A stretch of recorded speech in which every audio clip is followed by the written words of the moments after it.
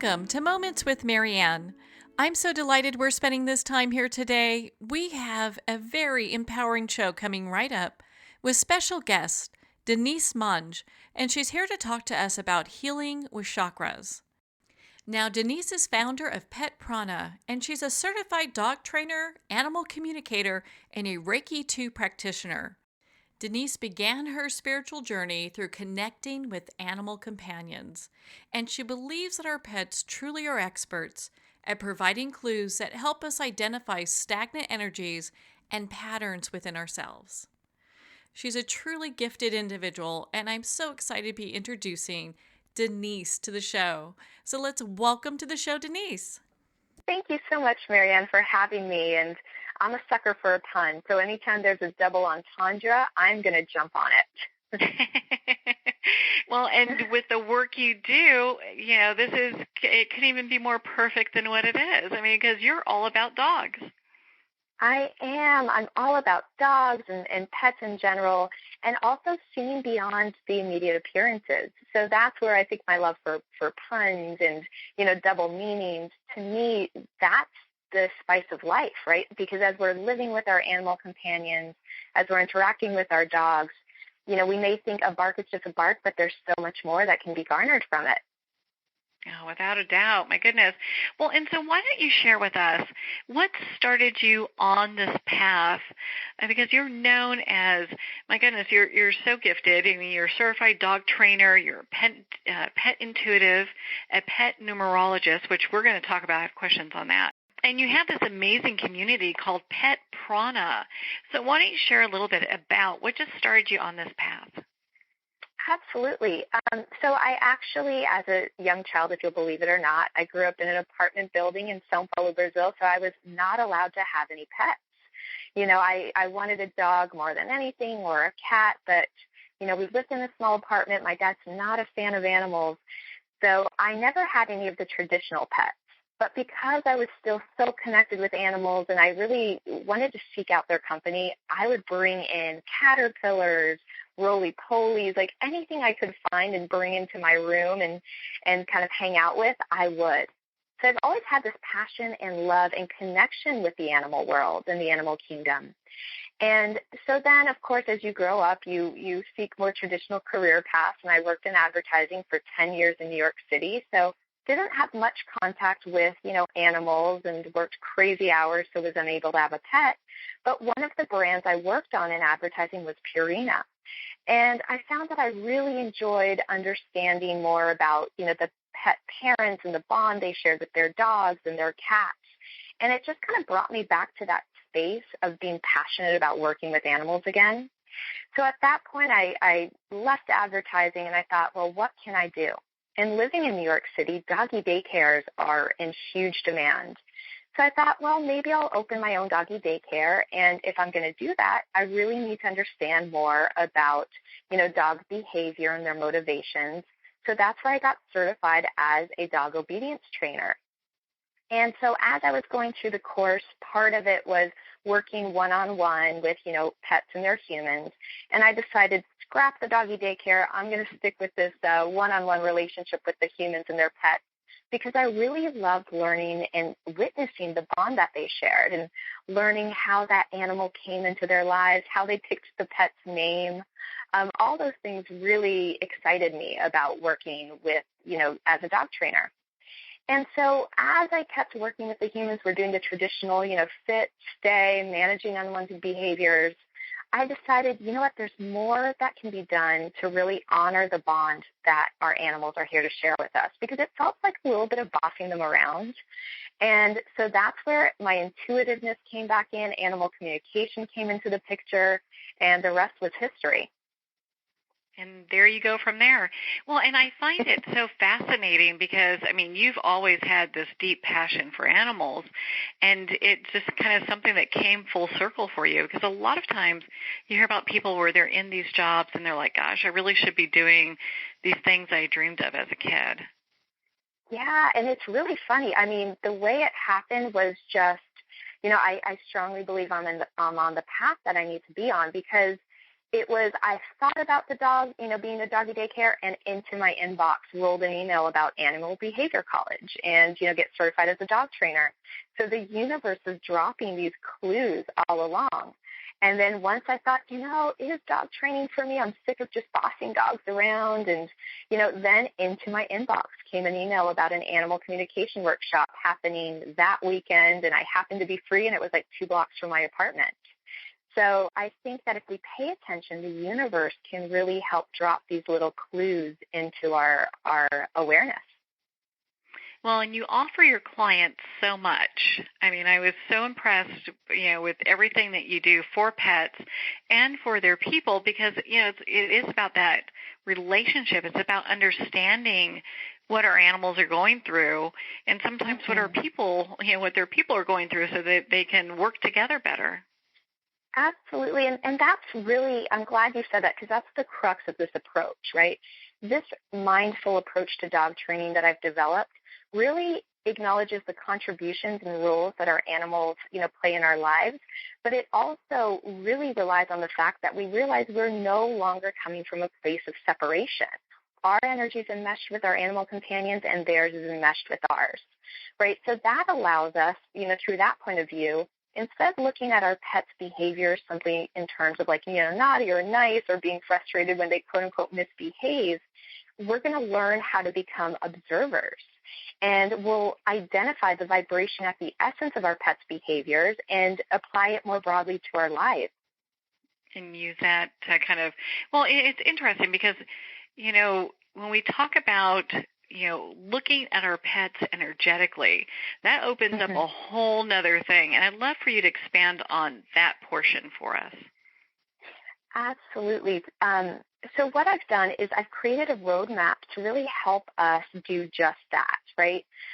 When I was working with humans and their pets, I started realizing that certain pet behaviors carry certain vibrations. And those same vibrations at the essence of the pet's behaviors tied very beautifully into some very specific universal themes in all our lives, which I realized after being certified in Reiki that those universal themes are associated to our chakras. So in doing that, I was able to create a roadmap for us using our chakras, our pet chakras and their behavior to help understand what energetic messages they're trying to translate to us. So, for example, if our animal companions are barking or jumping or nipping, of course we want to do the traditional obedience training because, foundationally that's important. But we also want to dig deeper into whatever emotion or that behavior is bringing up. Like if it's frustration, we want to really examine, what that frustration feels like within our body. Where do we feel it within our body? Where do we hold on to that resonance? Where else might that same frustration be coming up for us in our lives more broadly? Is it maybe at work? Do you feel, people aren't hearing you, your voice isn't heard? Is there maybe a creative project you've been working on that isn't coming together, you haven't started because you're afraid of, taking that first step and having it real, and then there's a possibility of failure. So really what we want to do is look at our pet's behavior, understand the energy behind it so that we can identify what broader patterns in our lives they're signaling that we need to look at, whether it's relationships with our partner, whether it's at work, whether it's just kind of more broadly in our lives with our family. Well, and I love how you talk about that when different chakras with the pet are out of balance, that we'll be, witnessing different behaviors as well. And that's exactly it, right? Because every time I get called in for like on-leash reactivity, for example, and that's when, our animal companions are on leash and they might be barking or lunging, or maybe they're really shy on leash and they're scared and they don't want to move. I know that anything on leash or, guarding resources has to do with themes of the first chakra, which has to do with our interconnectedness, energetic matters of, feeling grounded and safe and secure, feeling supported in your beliefs. The first chakra also has to do with that primal fear, right? Because when animals lash out, they feel that offense is the best defense. It's not that they're overly confident. They're actually afraid and they're feeling insecure. So that's where with the pet parents, I started realizing that every time I'm working with a dog with on-leash reactivity, they have things going on in their lives of not feeling fully grounded. Maybe something happened, they lost their job, and they felt like kind of knocked off their feet. Or maybe there's some issues where they just don't feel really grounded in their reality. You know, they always are wishing they were somewhere else at some other point in time, and they dream about life 5 years from now, but they're not grounded in the moment. So what's beautiful about that is, of course, we're doing traditional obedience training, but because our animal companions feed off and pick up on our energy, if we don't address some of the bigger energetic things going on in our lives, their behavior doesn't change. They're our litmus test to let us know, are we doing the, energetic and personal growth work that we need to be doing in that moment? I'm so glad that you shared that with us, because a lot of times people will just go, well, gosh, my dog is acting such and such way, and not really realizing it might have a lot to do with the energy of the owner. Absolutely. And so that's not to mean, like, one thing that happens when we start talking about this philosophy is I get a lot of head nods where pet parents say, you know what, my animal absolutely picks up on my energy. When I'm upset or sad, they know and they come and sit by me. When I'm excited, they're jumping around and they're playful too. So pet parents definitely get that the animal companions are reflecting their energy. They experience their energy. We're sharing this symbiotic relationship with them. But one place where a lot of pet parents go, because they are such loving and caring individuals, is they say, oh my gosh, so because of me, my animal is having these behaviors or is going through this physical experience of, an issue on their spinal cord because I'm not looking at my first chakra. Oh my gosh, I feel horrible. And one thing I really want to make clear out here is that's never the case. Our animal companions are part of our soul family, just like us. They are here on earth with soul contracts. They have missions. They have lessons they're here to work through. They also want to reach self-actualization just like we do. So what happens is, as they come and they join us here on earth, they say, you know what, here are some lessons I want to learn. You have some similar lessons that you want to learn in this lifetime. Let's learn them together. So I like to equate it to, we're all in class together reading the same book. And instead of doing individual book reports, let's just do a group project and work on it together.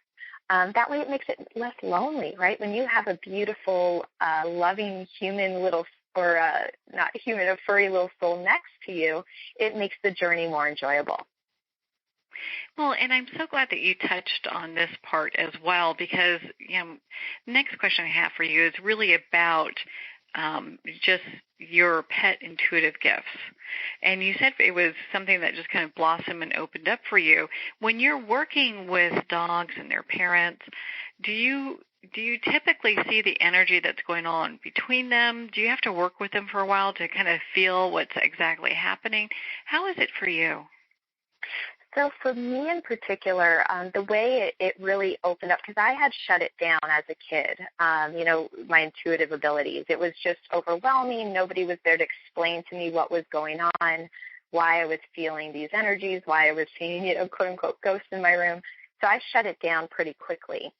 And only in working with animals did I start opening up to it again. Through advertising, it was, you have no time to think about intuition. You just you're going through your days. And so what's so beautiful about the animals is they are loving and beautiful access points to open you back up to your intuition.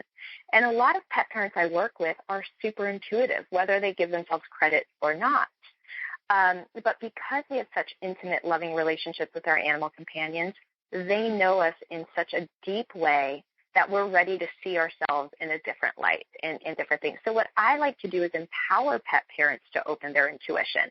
When I'm working with animal companions and they're humans, I get hits. Just kind of walking into the house, I know things. It's just, I'll be like, this is what's going on. This is what's happening.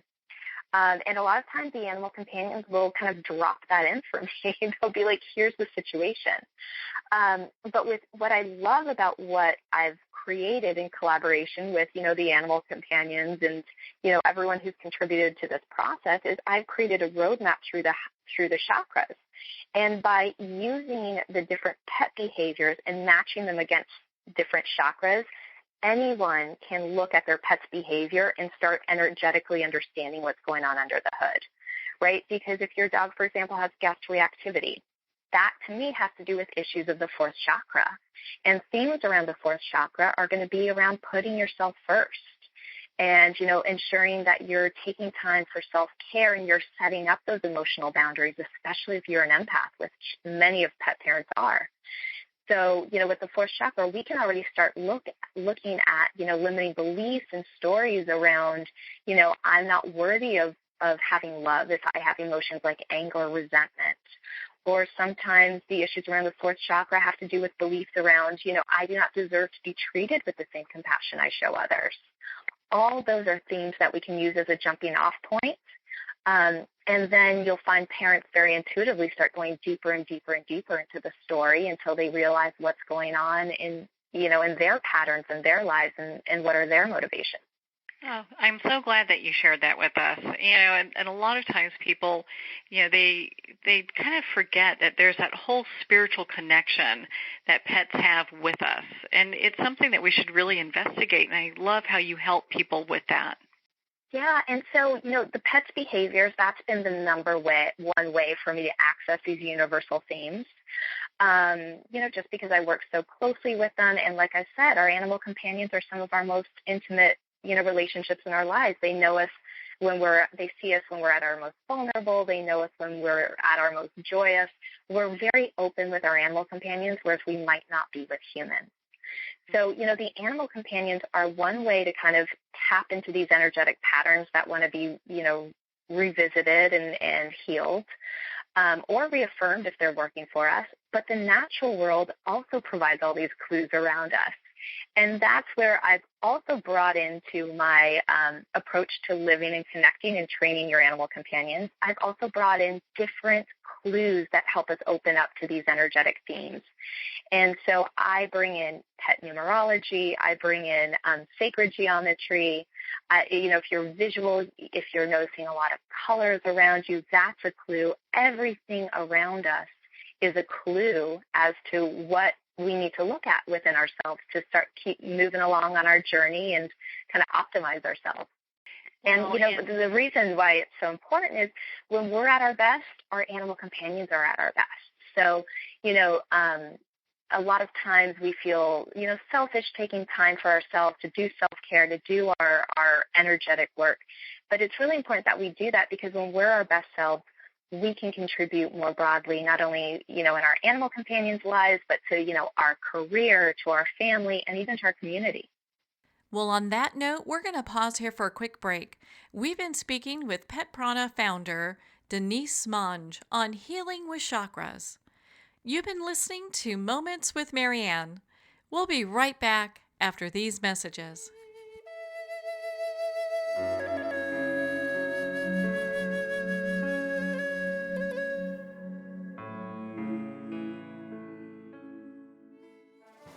Internationally recognized and award-winning author Judy Goodman works and teaches outside the box of limited thinking. Working with people from every walk of life, her goal is to empower you to be the best you can be, no matter what the challenge is. Born with the gift of seeing beyond our normal vision, she has an extraordinary gift of working with every challenge. Teaching beyond conventional wisdom, her work is described as life-changing. Visit judygoodman.com. That's judygoodman.com.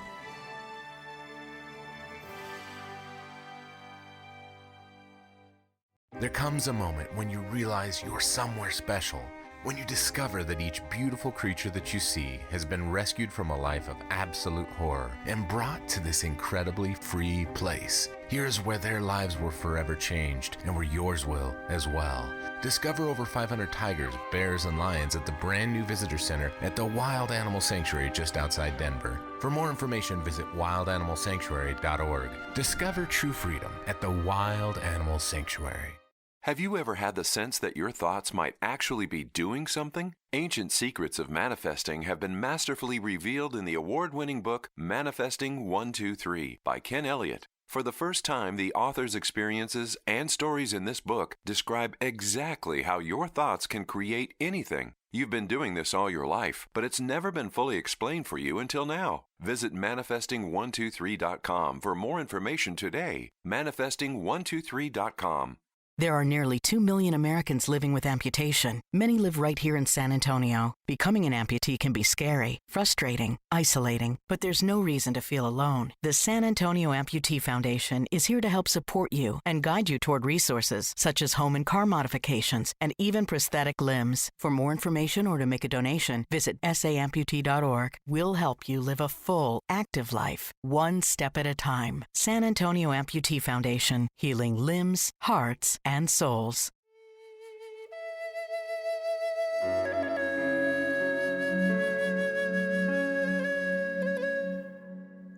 Well, welcome back to Moments with Marianne. We're here today with founder of Pet Prana, Denise Mange, and she's talking with us in regards to healing with chakras for our pets.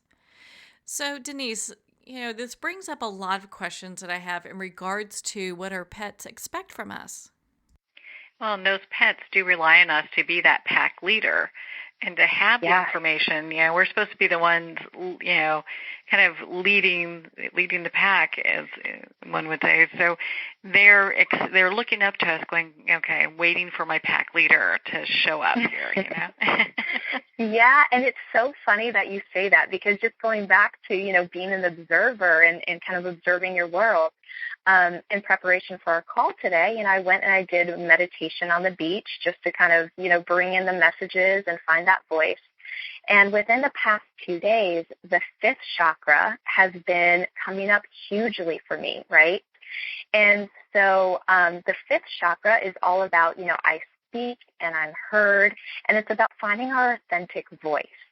So in terms of, dog training, I've associated the fifth chakra with the pet behavior of helping us find our authentic leadership, our benevolent leadership. And that's different for each of us, right? In the past, people have told you in order to be a leader and a benevolent leader, you need to be dominant. You need to be big. You need to be scary. You need to be forceful. And a lot of us as pet parents say, no, that's not it at all. That doesn't feel authentic to me. So what I love to do is make sure that when we're working with, authentic leadership, we're also working on the human's fifth chakra so that they find their true voice. They find their true leadership. And even just yesterday, I was working with a client one-on-one, and their dog was helping them do that. I got called in because the dog had some guest reactivity. They were barking at guests coming in. So I knew that had to do with issues around the fourth chakra and your emotional and energetic boundaries. And then when I came in and we started doing the work, she also mentioned that he hates collars around his neck. It just freaks him out. He won't do it. And I was like, oh, there we go with the fifth chakra. And he was also a very vocal pup. So in that, what it translated into for the human was that this woman was so lovely. She was an actress and a model. And in her life, she struggled expressing her authentic self because she was basically puttying clay for everyone else's vision, right? Because as an actress or a model, you're stepping into the role, you're stepping into someone else's voice, into someone else's point of view. So it was really an opportunity for her to learn, one, who is she, and really find a way to contain her authentic self, within her heart, even when she went on and did different jobs, but also to find her authentic voice and her authentic leadership style. Because when you don't know who you are and you don't love who you are, then you can't broadcast yourself. You can't speak your truth. You can't find your voice. And so the fifth chakra and the color blue has just been everywhere for me these past couple of days. So thank you for bringing that up. Well, with my voice going in and out during our discussion here, I might need you to work on me as well. I know. Isn't that wonderful? And, our voice is so important because not only can we use it to advocate for ourselves, but we can also use it to advocate to those who can't speak, our language, the animals. Well, and so because I know you do pet readings too, okay? So you're so amazingly gifted, and we're going to talk about the pet numerology in a little bit because I'm very curious about that. But with pet readings, when someone schedules that with you, what can they expect? So I always like to explain it by giving them a perspective, right? Because, a pet intuitive reading, some people call it an animal communication session. There's so many different intuitives and animal communicators out there, and we all get information differently. Some pet intuitives get, I like to play with the tennis ball, not so much with the rope toy. It's very much about the dog's daily life.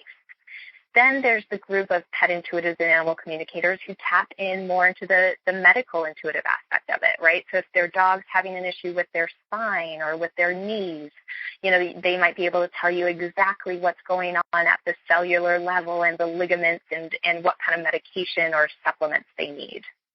For me, the animals have always been a way to tap into the human's life, right? When I tap in with the animal companions, they've always brought to me bigger energetic themes in their humans' lives. So whether it's relationships that they're looking to repair, that, it's time to repair and look at, whether it's maternal relationships, struggles with siblings, struggles with a partner, or they let me know, what, my pet parent's doing awesome at X, Y, and Z, or they help them understand the human's intuitive gifts a little better. So for me, when I do a pet intuitive reading, it tends to skew more towards what the human's ready to hear. And it's very special because, like I said, the animals help us access a point in our heart and a depth in our heart that sometimes we shy away from or we don't share very openly because it can be so vulnerable. So the messages always come through with a lot of love and compassion, but they always tend to be related to like broader energetic themes that affects both their lives. Well, and so we've got the pet reading down and what that looks like. So when somebody is naming their dog, how important is that to find the perfect name? Because I know you also do a little bit with that where you can kind of help give them a consultation in regards to just the energy around the name. I do. And so, names carry vibrations. Just like, different behaviors carry a vibration, names carry different vibrations and different tendencies. And based on numerology, we infuse a name with different vibrations. For example, if there's, Leo, I want to say, is one that comes up a lot. I have a lot of dogs named Leo, which is interesting because it's lion. But Leo is a 3, a 5, and a 6, right? Those are kind of the energies. So if I look at that, that would be 11 plus 3, that's 14, which we always simplify down to 5 because we always want it to be a single digit. So you add up all the numbers, and it's a 5. So the 5 animal companions and the number 5 tends to carry this energy of freedom, freedom-loving adventurer. So Leos tend to be those dogs who they're not going to follow very closely by you. They are going to be the ones who are going to take you into different adventures. They're like the Peter Pans of the dog world, the number 5s. Mm-hmm.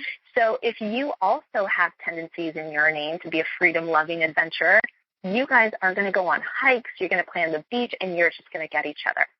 But if you carry the vibration of perhaps a 4 in your name, that has to do with more, 4 has to do with vibrations around routine, around having things very set, having different boundaries. So if you have 4 in your name, but your animal companions carries the vibration of a 5, then they might be here to teach you lessons around having more freedom, being more free, breaking from that routine, not being so rigid. So it's really interesting to look at the human's vibration, the numerology behind their name, and then the numerology behind the pet's name, and see kind of, the cross-section of what lessons you share, what characteristics and tendencies you share, versus where you differ and where you can learn from each other.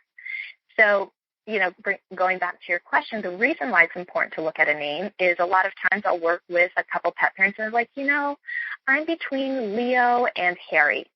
And so we'll look at the vibration between the two names and you can decide, what, I think right now these are the lessons I'm more comfortable with. These are the tendencies I want to call in. So you can choose a little bit what tendencies and vibrations you bring into your life. And, the way that I kind of came across pet numerology was I started working with animal companions and they're humans, and I started just intuitively calling all the animals, whether they were big, small, puppies, mature, I would call them little one. And so, I'd be working with them, okay, little one, here we go. And it wasn't in a condescending way. It was in a very loving way. And so when numerology came into my life and I pulled what it actually meant and the vibration it carries the love of Archangel Michael. So I realized that even just using different words or terms or calling pets a certain name brings in a different vibration into the situation and helps calm everyone down. So there's a lot that can be garnered from numbers and numerology in addition to, intuitive hits. Well, I think that is perfect. I know when I got my dog, he had a horrible name when we got him from the shelter. and it was Gilligan, which he was not a Gilligan. But I looked at him and like, ooh, we better be a smart doggy because we are changing your name tomorrow. Because with my name being Marianne and him Gilligan, we're not doing that show. Oh.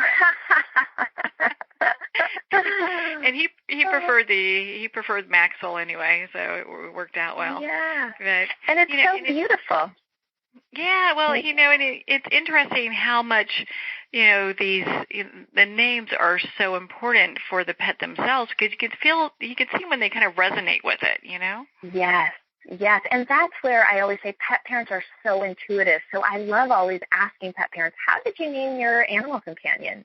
Because just like a lot of, humans want to say that their babies like whispered their name in a dream or they just knew.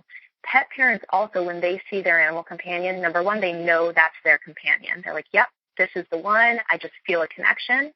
But then they also, the name just comes to them. Pet parents are so intuitive, and it's a testament to how our animal companions open our heart to our intuition. When we have that moment of unconditional love and compassion and open-heartedness, that's when information comes to us. Well, that will probably explain why he was staring at me for 4 days. Not that name. She'll get it eventually. Exactly. They are telepathic, and they do communicate more than we give them credit for. So that's awesome that you had that experience. Yeah, it's a very unique thing. Well, okay, so for the numerology, so we talked about using it for names. What other ways would pet numerology be used? So numerology in general is just such a huge clue for us, right? So, for example, I was talking how the fifth chakra has been coming up for me a lot.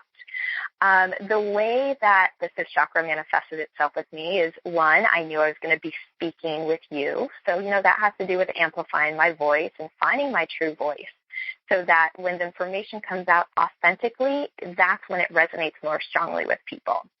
I also knew there were issues with the fifth chakra because I was being brought, my attention was being brought to a dog who was having issues around his throat, right? So again, fifth chakra. The other way that the fifth chakra came up to me is on my walk on the beach, there were people with blue veils doing veil dances and meditations in the morning. So blue was just everywhere on the beach, and that beautiful turquoise blue as well. Also, numerology came in because I got a coffee and a cookie, and it was $5.55. So again, this 5, everywhere we look, if we pay attention to color, to numbers, to vibrations, to songs we hear, to our animals' behavior, all this brings us back to clues about what we need to focus on right now. Yeah, and what's important. Well, and so I love how you have a simple online course because you're in the LA area in California, and not everyone can be right where you're at.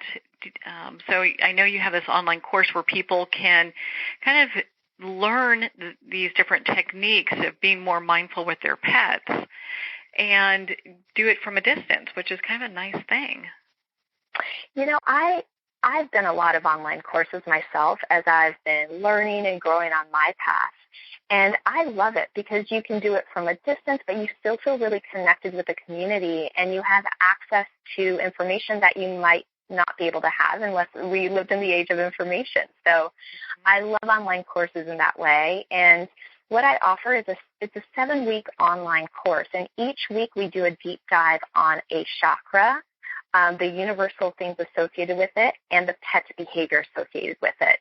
Because I truly believe that the way forward in working and living with our animal companions is from a holistic approach, right? We can no longer separate mind from body, from energy. It's all interconnected. So each week we go through a chakra. We learn the traditional, training techniques to address the pet's behavior, but we're also going to look at the energy surrounding it. That way we're approaching it from that mind, body, energy standpoint. So the first week you learn about, the first chakra and its energetic themes around I am, and we address unleash reactivity. The second week, it's the second chakra. It's about, I feel, the myth of separation, creation, guilt, desire. And so we deal with the pet behavior of separation anxiety. So you get traditional training on that, but we also look at the energetic themes. We do meditations. The third week, it's all about stepping into your power and themes around the third chakra and I do, taking action, taking responsibility, getting those creative projects moving. And with that, we look at the pet behavior of managing unwanted behaviors like nipping, chewing, and barking, because all those things are signs of your dog being like, hey, come on, it's time to get started. Let's get moving now. Let's get your gifts out into the world, because they want your life to sparkle as much as, we do. The fourth week, it's all around issues of I love, self-care, emotional boundaries, and that's where we deal with issues of guest reactivity in the traditional training world. The fifth week, it's about I speak and I'm heard, and finding your authentic voice and really stepping into your truth. And in that, we address issues around becoming a benevolent leader and finding your form of leadership. Because sometimes, one of the most powerful lessons the animals has taught me is that sometimes a whisper is way more powerful than a scream. A lot of times when we're trying to get people's attention, our kids' attention, or our animals' attention, we're like, hey, come on, hey. And sometimes just slowing down, being like, listen, like a small whisper can carry so much more amplification than what you've been told you have to do in traditional leadership classes. The sixth week, where you talk about matters around vision and I see and illusion versus reality, and the sixth chakra has to do with what you thought your life was going to be like versus what it's turned out. We also talk about leading an intentional life and doing energetic clearings and your aura and how to identify what kind of aura you have. We also talk about shape-shifting with the sixth chakra, which is super cool. And then from a traditional standpoint, we talk about housebreaking and accidents and what they're trying to communicate to you. The last week, we talk about issues around the seventh chakra, which is understanding the big picture. And then we go into what energetically the messages are when you're in a moment of crisis with your pet. So whether it's a health crisis or your pet transitioned or lost pet, we can still garner information from that. So if you're interested in this is a great way to kind of dive into this new philosophy of dog training, whether you have a dog, a cat, a horse, a bird. People with all sorts of animal companions have joined the class. But it's really a way to just reconnect with yourself systematically going through the chakras and either replacing, limiting beliefs that no longer serve you or reaffirming the ones that do. Well, what's nice is, I know that you work with all pets, so energy is energy. So when you're working with the chakras, it doesn't matter if someone's working with their pet parrot or a cat or a dog, it's all the same, right? It is. And what I love about it is each week we're able to do live Q&A, so they're live classes.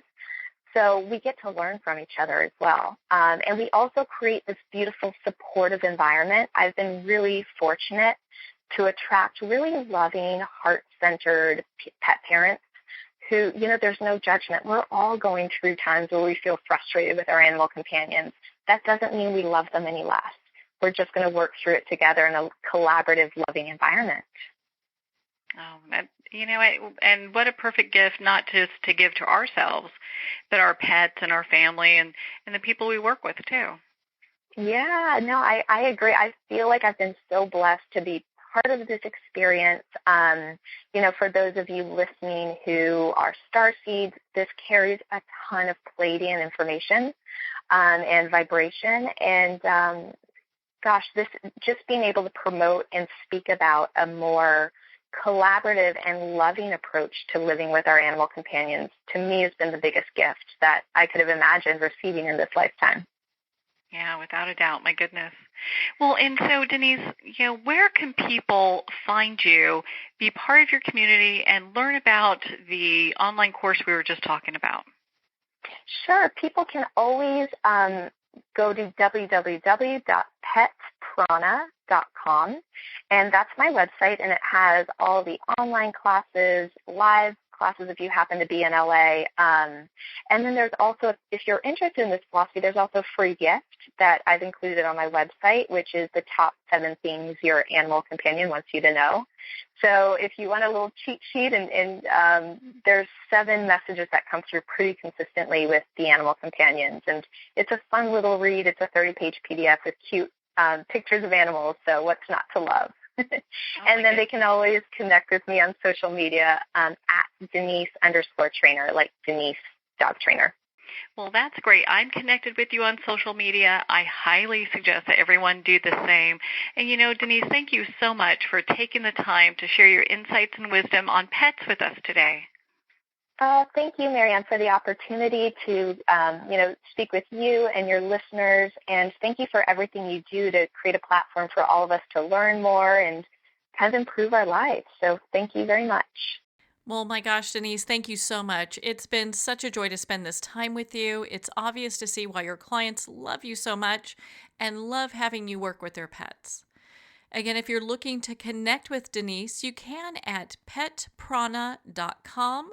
There you can see all the great ways to connect with Denise, be part of her community, and of course, take some of these online classes that will teach you not only how to become a better pet owner, but also how to become a better person in general.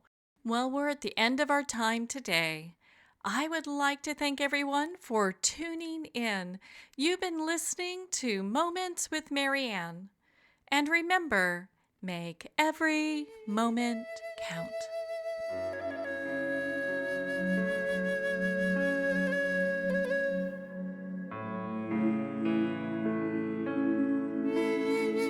In a single moment, your life can change. Moments with Marianne is a transformative hour that covers an endless array of topics with the best of the best. Her guests are leaders in their fields, ranging from inspirational authors, top industry leaders, and business and spiritual entrepreneurs. Each guest is gifted and a true visionary, a recognized leader in her own work, and while teaching others to develop, refocus, and grow, Marianne will bring the best guest and sometimes a special surprise. Don't miss this. You never know just which moment will change your life forever. Moments with Marianne airs every Thursday, Friday, and Sunday at 8 p.m. Eastern, 6 p.m. Mountain Time. Make sure to tune in and visit momentswithmarianne.com for more information.